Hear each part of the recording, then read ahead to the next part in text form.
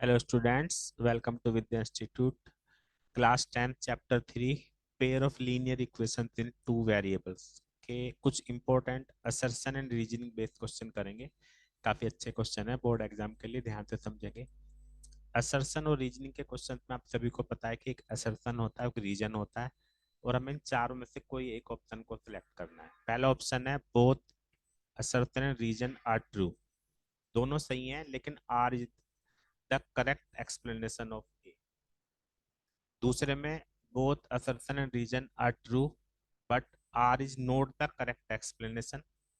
और third option है assertion true है, रीजन फॉल्स है। और फोर्थ ऑप्शन है असर्शन फॉल्स, रीजन ट्रू। तो बहुत ध्यान से पढ़ना होता है इन क्वेश्चन को, वैसे आसान होते हैं। तो पहला क्वेश्चन है the graph of linear equation give a pair of intersecting line. सभी को पता है कि इंटरसेक्टिंग लाइन के लिए a1/a2 not equal to b1/b2 होना चाहिए, तो वो इसमें है, यानी ये हमारा करेक्ट है। अब देखते हैं graph of linear equation gives A pair of intersecting lines. Intersecting line की कंडीशन भी सही है, तो ये भी करेक्ट है। और ये जो है रीजन, वो उसका करेक्ट एक्सप्लेनेशन है, तो यानी ऑप्शन ए सही होगा हमारा फर्स्ट वाले पार्ट के लिए, फर्स्ट क्वेश्चन के लिए। Both assertion and reason are true and reason are the correct explanation of A. Second question पे आते हैं। If the pair of line are coincident, then we say that pair of lines is consistent, has a unique solution. जब दो line coincident होती हैं तो उनके many solution होते हैं, जबकि यहाँ पे ये क्या बोल रहा है, यूनिक सॉल्यूशन है, यानी ये हमारा रोंग है, असर्शन हमारे यहाँ पे सही नहीं है। आगे पढ़ते हैं। If the pair of line are parallel then the pair has no solution. जब दो लाइन पैरेलल होती है तो नो सॉल्यूशन होता है, यानी रीजन सही है, और इसको इनकंसिस्टेंट बोलते हैं। तो ये फॉल्स है, ये ट्रू है, तो ऑप्शन डी हमारा इसका सही हो गया। Assertion is false but reason is true. Next है linear equation have exactly one solution. तो चेक करते हैं, अगर हम इसको चेक करें तो 1/3 और 2/4, तो दोनों इक्वल नहीं है, तो यूनिक सॉल्यूशन है, सही बात है। और linear equation have unique solution 2/4, 3/6, ये दोनों इक्वल हैं, तो ये फॉल्स है, तो ये सही है और ये फॉल्स है, तो इसका ऑप्शन हमारा सी सही हो गया। Assertion is true but reason is false. Next पे आते हैं। The graphical representation of the equation x plus 2y and this have a give a pair of coincident line. Coincident की कंडीशन होती है a1/a2 equal to b1/b2 equal to c1/c2। तो आप यहाँ पे देख रहे हो कि a1/a2 नोट a1/a2 b1/b2 के इक्वल है, लेकिन c1/c2 के इक्वल नहीं है, तो यानी ये हमारा रॉन्ग है, तो असर्शन फॉल्स हो गया। रीजन देखते हैं। The graph of equation give a pair of intersecting line. Pair of intersecting line की कंडीशन सही है, यानी ये सही है, तो assertion false, reason true, option हमारा डी सही हो गया। नेक्स्ट पे आते हैं।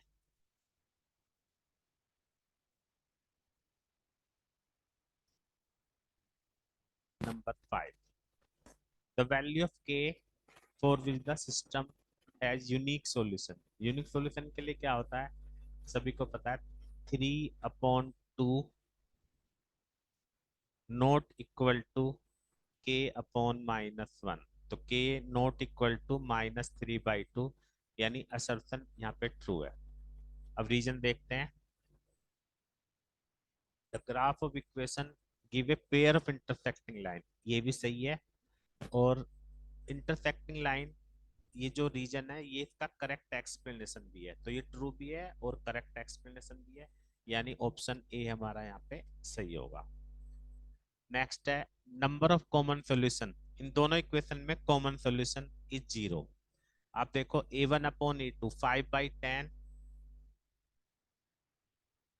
4/8 तो इक्वल है, लेकिन 6/-12 के इक्वल नहीं है, इसका मतलब नो सॉल्यूशन होगा, तो कॉमन सॉल्यूशन 0 है, यानी ये ट्रू है, तो 6 में हमारा जो असर्शन है वो ट्रू है। Graph of linear equation give a pair of intersecting line, ये भी ट्रू है क्योंकि यूनिक सॉल्यूशन है, लेकिन वहां पे असर्शन में नो सॉल्यूशन बोला है, इसमें यूनिक सॉल्यूशन बोला है, तो इसका करेक्ट एक्सप्लेनेशन नहीं है, तो दोनों ट्रू हैं but R is not correct explanation of A, यानी इसमें हमारा ऑप्शन बी सही हो गया। तो नेक्स्ट पे आते हैं, the value of k for which the system of linear equation have infinite number of solution is 14। Infinite solution के लिए आप सभी को पता है कि 3/6, 4/8, 7/k, तो ये काट देंगे तो k की वैल्यू 14 आ रही है, तो यानी असर्शन हमारा सही है। अब रीजन पे देखते हैं, graph of linear equation give a pair of intersecting line, फिर यहाँ पे वही बात है कि रीजन करेक्ट तो है लेकिन उसका करेक्ट एक्सप्लेनेशन नहीं है, यानी हमारा ऑप्शन, एक मिनट चेक कर लेते हैं इसको, the graph of linear equation give a pair of intersecting line if a1/a2 b1/b2 a equal नहीं, तो इंटरसेक्टिंग लाइन की कंडीशन सही है, तो असर्शन ट्रू यहाँ पे और रीजन भी ट्रू है। असर्शन एक बार चेक कर लेते हैं, 3/6, 4/8 और 7/k, तो k की वैल्यू कितनी आ गई, 14 सही है, तो दोनों ट्रू है ना, लेकिन ये इसका एक्सप्लेनेशन नहीं कह सकते हम, तो इसका आंसर हमारा हो गया,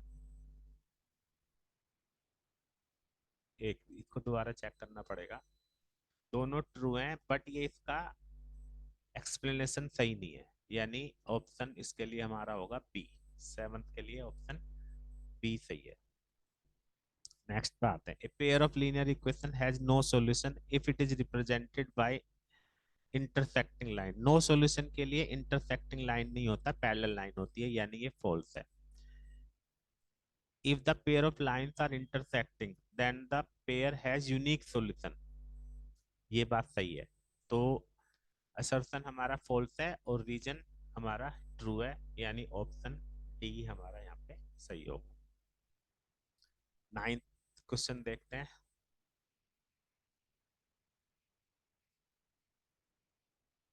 नाइन्थ क्वेश्चन है,